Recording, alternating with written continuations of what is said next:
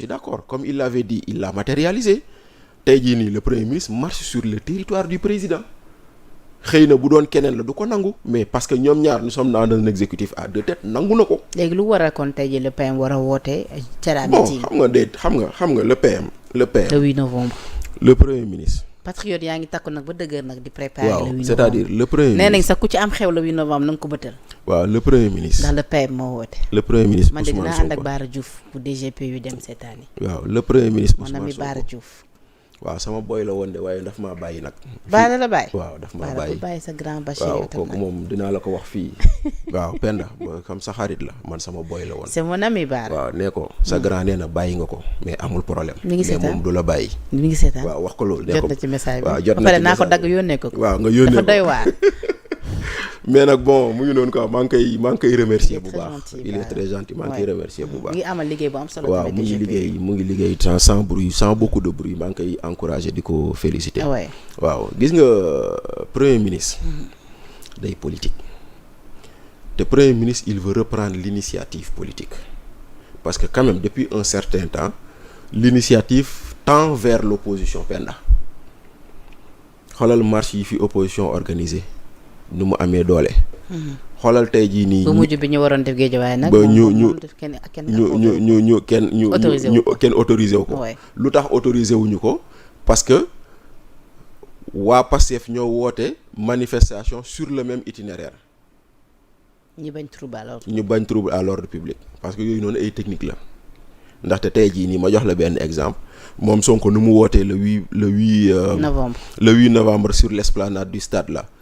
bu opposition woote woon foofu noonu le 8 novembre sur l'esplanade du stade mën na am préfet mu ne risque de trouble à l'ordre public j'annule tu vois donc loolu mën na am maintenant day woote politique maintenant nag xam nga nag premier ministre Ousmane Sonko dafa aay parce que il veut nous faire croire que ça fait 18 mois deful politique alors qu'il fait de la politique tout le temps. Mais le temps est-il bien choisi quand même pour ça? Non mais le temps est bien choisi parce que aujourd'hui il veut reprendre l'initiative et que Pastef est en mauvaise posture dans l'opinion. À quelle fin? Pour reprendre l'initiative. Maintenant à quelle fin? À des fins de trucs parce que xoolal ba mu ne le 8 novembre Terra meeting tout le monde reprend Terra meeting parce que loolu lañ ci jublu boo ko defee on oublie l'essentiel on oublie l'histoire de la dette cachée dans laquelle ba fi Olivier Sur ñëwee lu ñu dañ leen a dugaloon ci piège boo xam ne mënuñ si woon génn ils oublient leneen ak leneen boo seetloo donc tey jii nii maintenant premier ministre woote na fi. Olivier de mu ngi laaj ci rapport yi moom ba tey. waaw te ni finalement ay rapport caché la premier ministre woote na fi daje Grand Théâtre bu ko fàtte woote nañ fi mu fees dell xale yëpp ñëw wuy si ko. jour boobu lay wax naan bu ngeen xamoon ni man maay seddal Serigne Goundou foofu la ko waxee bis boobu la ko waxee woon premier ministre woote na fi Dakar Arena ba ñu won la maire boobu doon cinéma ñuy teg ko ci civière bi après mu naan liñ ma liggéeyoon joxuma ko premier ministre dem na fi Milan du diaspora bonde dem wax ak militant Pastef yi kon kay premier ministre kañ la noppi def politique. mais ci la annoncé woon diaspora bonde. oui mais diaspora bonde taxul mu am. am na kay. déedéet woon ma ko. mobiliser nañ 450 milliards. fan lañ ko mobiliser. maa ko laaj fii la. waaw d'accord Abdou Sonko qui représente la diaspora. mais non mu ne dépassé nañ sax seen objectif. mais non mais Penda fan lañ ko mobiliser xam nga dañuy wax nañ bàyyi di nax sénégalais yi le diaspora bon n'existe pas encore. Existe na kay parce que moom mooy appel à l'épargne publique bi ñu woote. déedéet l'appel public à l'épargne est un mécanisme prévu par le marché de l'UEMOA ça existe déjà. mais ñoom nee nañu diaspora bond beneen appellation rek la waaye moo ko appel à l'épargne publique benn la c'est la même chose. quand tu dis bon au trésor quand tu dis obligation du trésor quand tu dis emprunt obligataire quand tu dis appel public à l'épargne loolu fii nga ko fekk loolu fii lañ ko fekk c'est des mécanismes yoo xam ne dafa am yoo xam ne ñoom dañuy ñëw ut ci xaalis foofu léegi tey jii nii nee nañu ils cherchaient 300 milliards ils ont obtenu 450 milliards ok man leen laa leen di laaj ci 450 milliards yooyu qu'on nous sorte la géographie des investisseurs pour qu'on nous dise investisseurs sénégalais yi investisseurs ouest africains yi banques yi assurance yi ku nekk ñaata nga dugal ak diaspora bi ñaata la dugal. d'accord parce que loolu tant que génnewuñu ko man gëwuma ni lii c'est de la diaspora,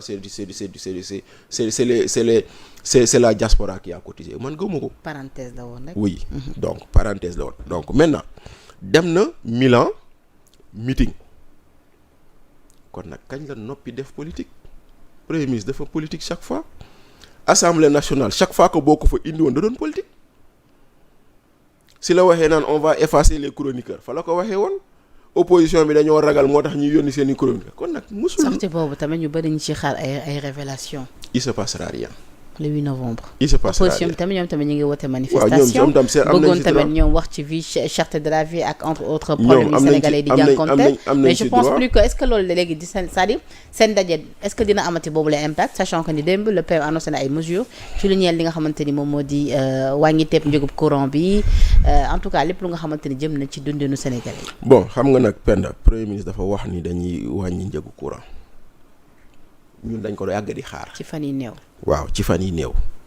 lu ñu waxoon ci fan yi néew tam bëri na te gisuñu ko rapport Prodac bi ne woon nañ dinañ ko publier suba ba léegi kenn gisagu ko mu ngi bëgg a def 3 weer ba ñuy wax après le rabat d'arrêt maintenant premier ministre dafa woote ni dinañu publier dinañ def annonce de baisse de prix ci fan yu néew on espère et effectivement le contexte s'y prête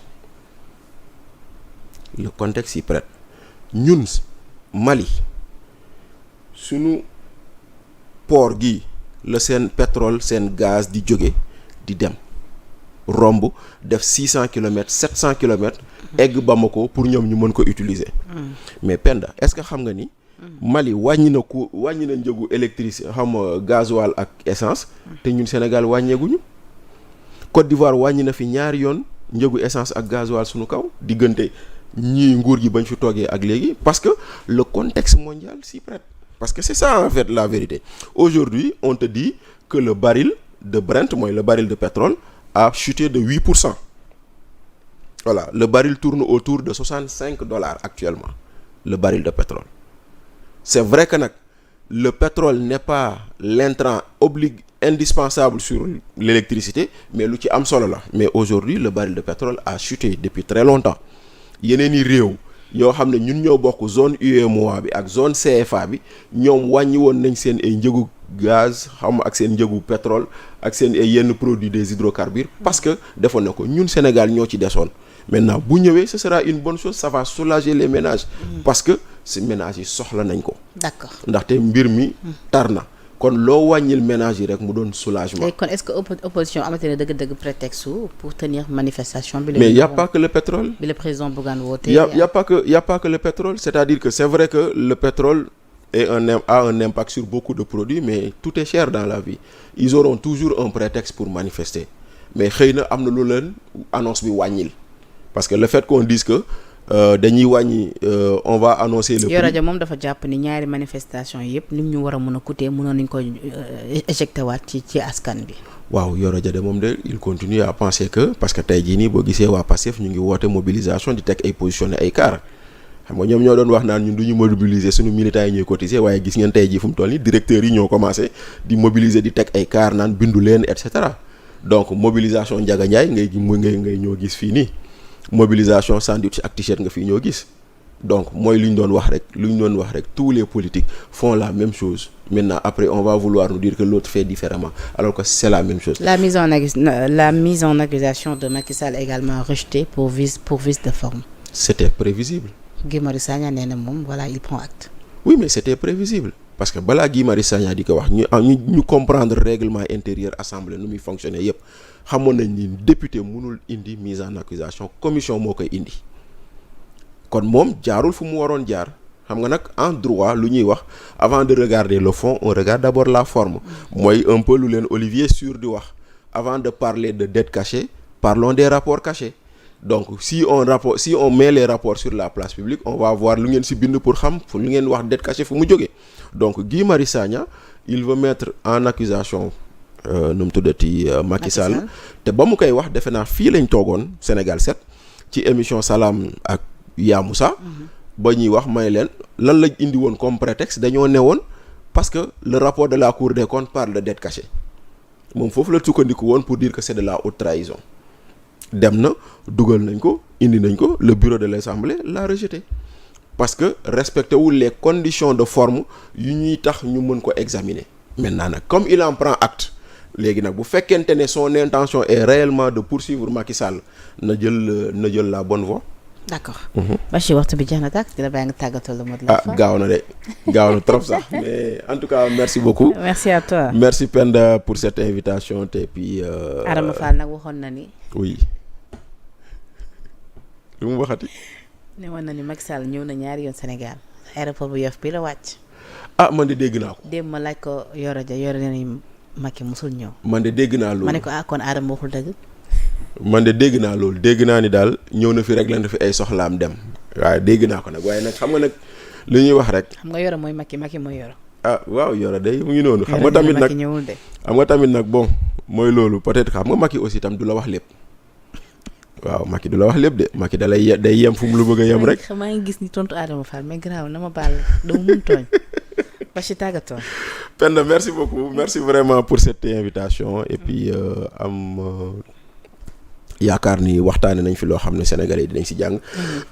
pardon te bi di ñaanal jàmm waa kër gi ni ma ko defee woon. di tëj par nuyu waa Vélingara. fa ma dëkk ndaxte kooku moom. dama la ci woo yow. woo ci madame Ndiaye. woo ci waa kër gi yëpp. lu xew foofu ndaxte le 8 boobu noonu. ñuy woote à Vélingara dafa am soirée de gala de l'ODCAV pour la clôture du mouvement navétane. man nag la ñu tànn ci parrain yi. macha allah waaw kon nag loolu moom suñu xew la. voilà léegi nag damaa bëgg nag ngeen def ko seen xew. suñu xew la. neel madame Ndiaye ak monsieur Ndiaye man ma ne. nañ ko def seen xew. jég nañ ko. ne ñu ñëw géew. ma dem am lu ma yóbbul waa Vélingara. dañuy ñëw boobaa ñu ne Bachir Fofana ñëw na ak délégation. dañuy ñëw géew woo naa ak sama doomu ndey Baara Diouf. voilà moom tam mu ñëw géew. exactement ak Yoro Dia ñu ñëw géew ak ñëpp ñu ñëw. ak ñëpp ñu ñëw géew ñu dem ñu yóbbu ko dee. monsieur Diop sax day ñëw géew. bu soobee yàlla moom il faut mu wax ak moom pour mu autoriser la nga ñëw ñu dem. jërëjëf en tout cas Bachir kontaan naa loolu jano ak yow c'est toujours un plaisir de partager ce plateau ak yow. naw nañ lool sa xam-xam ak say analyse di la ñaanal jàmm saa su ne. di bëgg lool ci wuy si bi nga wuy si suñu invitation ngir càmbar li nga xamante ni moom moo di ponk yu gën a fës ci actualité bi. di remercier la régie tuuti moo nekkoon ci machine bi yéen ngi safoo suñu ay programme également di leen jox di déggee ci kanam tuuti ci beneen plateau di ci ànd ak yeneen i invité d'ici là portez-vous bien jërë ngeen jëf.